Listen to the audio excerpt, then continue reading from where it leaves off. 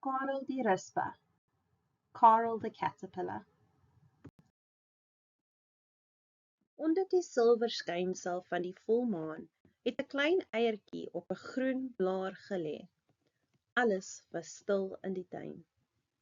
Under the silvery glow of the full moon, a small egg lay on a green leaf. Everything was quiet in the garden. Maar toe die son op Sondagoggend uitkom, pop, kruip daar 'n klein, baie honger rispertjie uit die eier. Sy naam was Karel. But when the sun came out on Sunday morning, pop, a small, very hungry caterpillar crawled out of the egg. His name was Karel.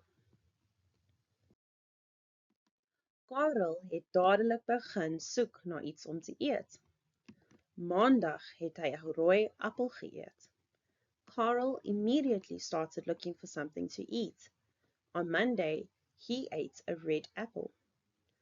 Hy het 'n gaatjie deur die appel gemaak, maar hy was nog steeds honger.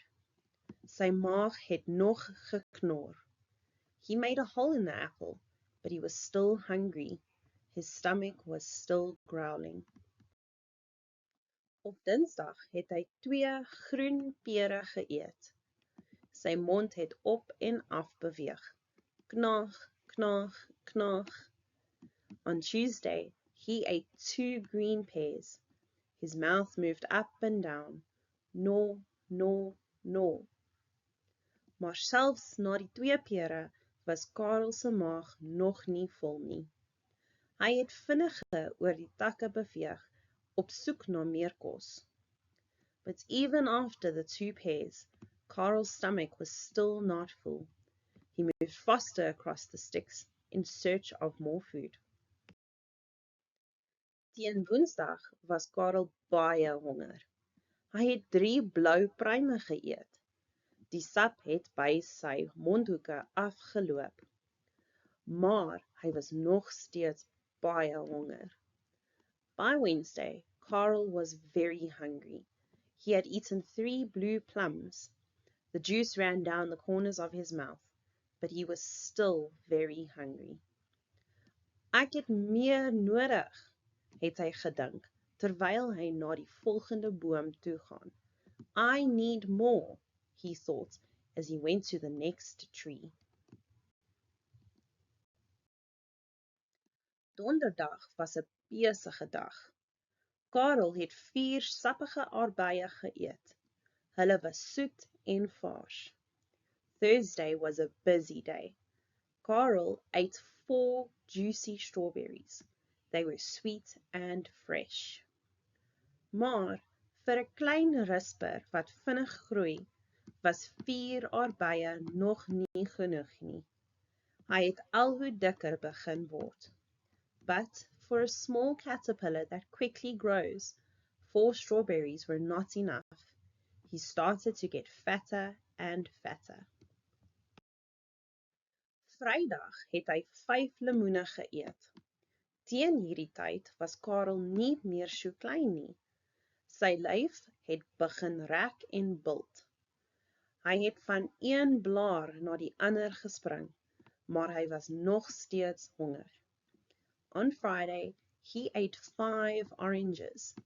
By this time, Karel was no longer so small. His body began to stretch and bulge. He jumped from one leaf to another, but he was still hungry. Saterdag het dinge hand uitgeruk. Karel het 'n stuk sjokoladekoek, 'n roomyshoringkie, 'n suur komkommer, 'n snytjie kaas, 'n stukkie vleis en 'n groot stuk kersietaart. On Saturday, things got out of hand. Karel had a piece of chocolate cake, an ice cream cone, a pickle, a slice of cheese, a piece of meat, and a large piece of cherry pie. Teen die aand het Karel 'n vreeslike maagpyn gehad. Sy maag was so rond soos 'n ballon. By evening, Karel had a terrible stomachache. His stomach was as round as a balloon. Die volgende dag was dit weer Sondag. Karel het 'n mooi groen blaar geëet. Dit was net wat hy nodig gehad het. Sy maagpyn het verdwyn en hy het baie beter gevoel. Hy was nie meer honger of klein nie. Hy was 'n groot, vet risper.